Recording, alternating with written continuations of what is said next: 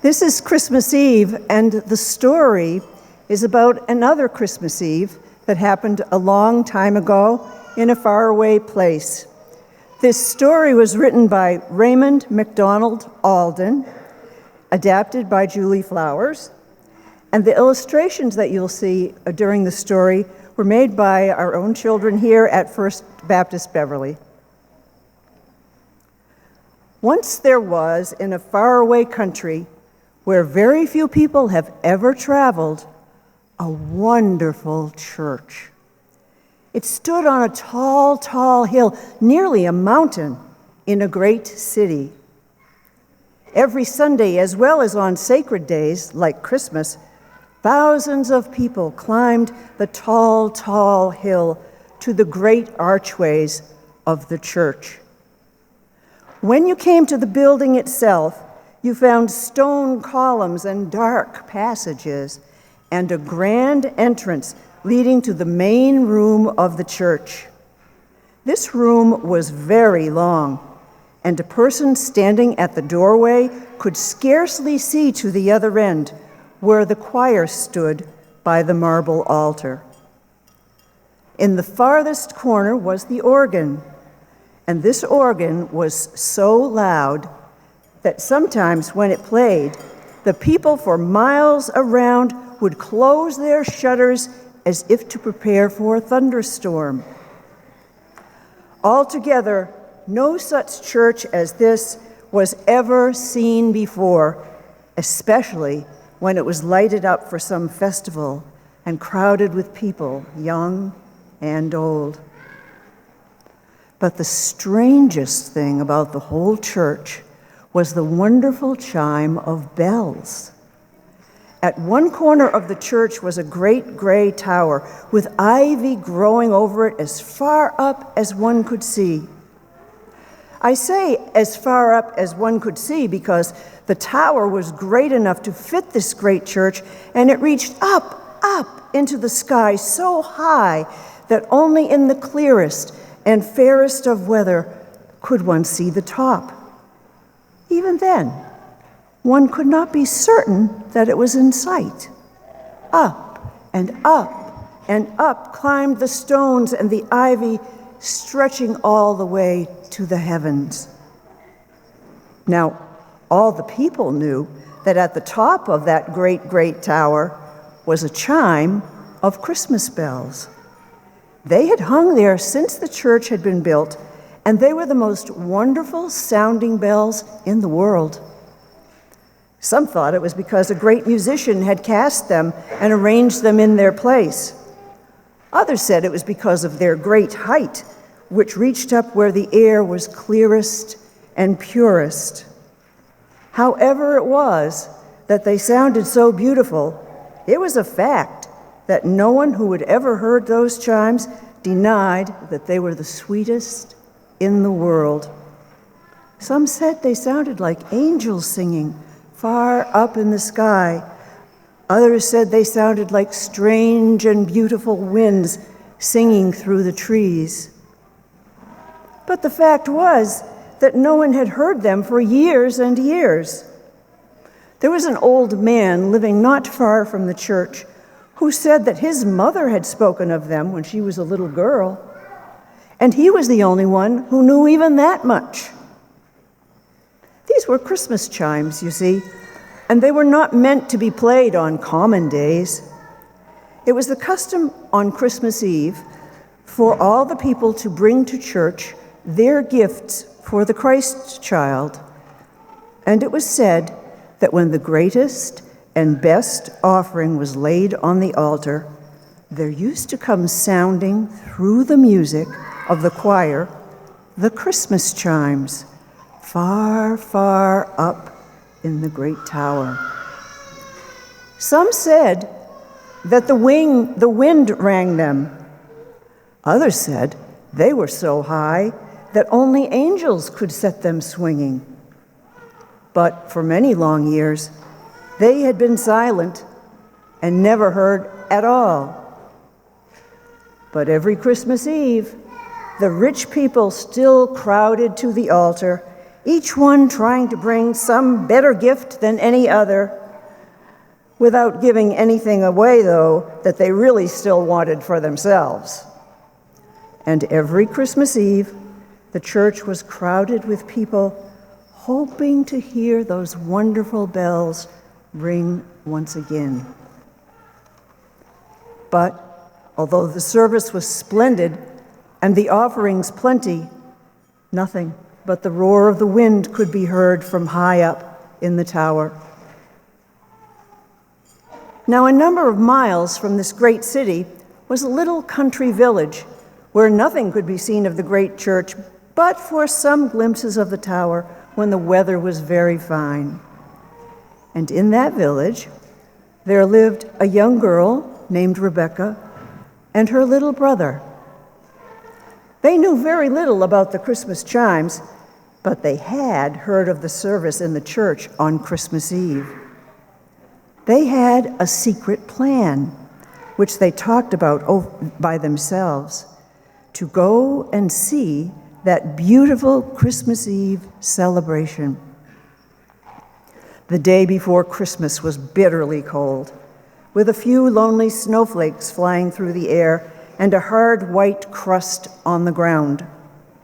Sure enough, Rebecca and little brother were able to slip away quietly in the early afternoon. And although the walking was hard in the frosty air, before nightfall, they had trudged so far, hand in hand, that they saw the lights of the big city just ahead of them. Indeed, they were about to enter one of the great gates in the city wall when they suddenly saw something dark in the snow near their path. They stopped to look. It was a poor man who had fallen just outside the city. He was too sick and too tired to go on to where he might have found shelter. The snow was drifting and making a soft pillow for him, and he would be so sound asleep in the wintry air that no one could ever awaken him again. Rebecca saw all of this in a moment, and she knelt down beside him to try to rouse him. She turned his face toward her so that she could rub some snow on it. Then she stood up and said, "It's no use, little brother. You will have to go on alone." "Alone?" cried little brother. "And you not see the Christmas festival?" "No, I can't," cried Rebecca. Her voice sounded rather hoarse and choked. "See this poor man? He will freeze to death if nobody takes care of him. Everyone has gone to church by now, but when you come back, you can bring someone to help him. I will stay here and try to get him warm and rub him to keep him from freezing. Both of us not need miss the service," she continued. "You can easily find your way to the church now and pay special attention to everything that happens. You must see and hear everything twice, little brother, once for you and once for me." Rebecca reached into her pocket. "And if you get a chance, little brother, try to slip up to the altar quietly without getting in anyone's way. Here is a little silver coin I have saved for a long time. When no one is looking, lay it on the altar for our offering to the Christ child. Now you'd better be on your way or you'll be late. Don't forget where you have left me, and please forgive me for not going with you." In that way, she hurried little brother off to the city. She sighed and then knelt down beside the poor man to try to rub some warmth into his hands and face.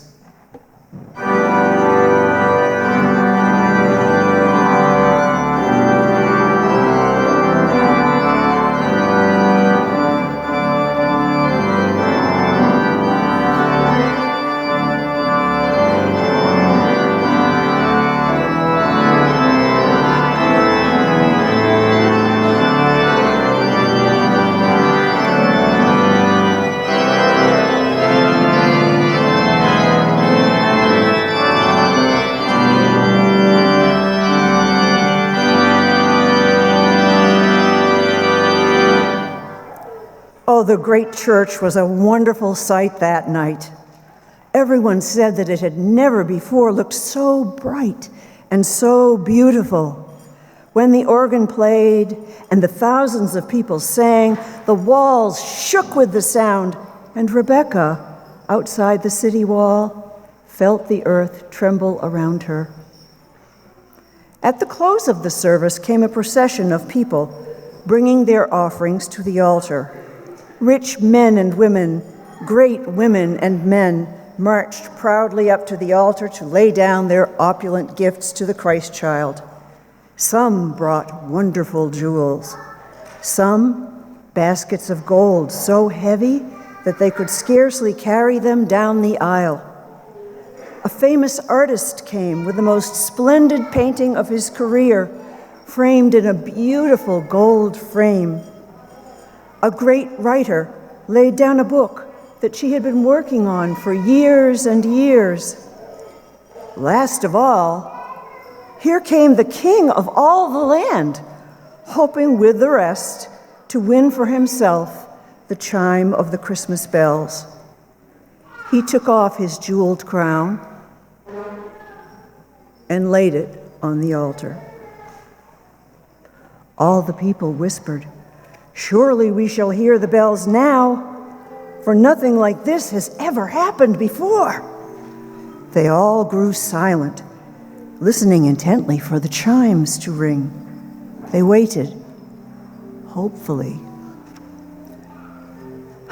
But still, only the whistling wind was heard in the tower. The people shook their heads in disappointment, and some of them said, as they had said before, that they never really believed the story of the chimes and doubted if they ever rang at all. Suddenly, the organist stopped playing. Everyone looked at the minister, who was standing by the altar, holding up her hand for silence. Not a sound could be heard from anyone in the church, but as all the people strained their ears to listen, there came, softly but distinctly, the sound of chimes in the tower.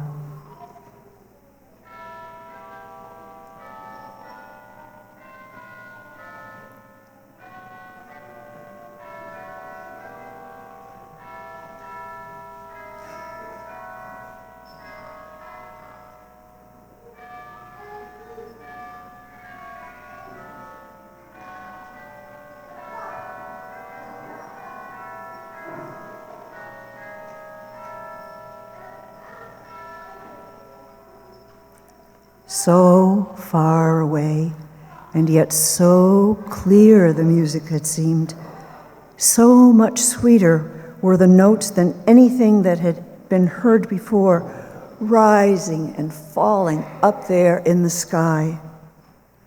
For a moment, all the throngs of people sat as still as statues, listening. Then they all stood together and stared straight at the altar to see what great gift it was that had finally awakened the long, silent bells. But all that anyone saw was the childish figure of little brother. He had crept softly down the aisle when no one was looking, and had quietly laid Rebecca's one little silver coin on the altar.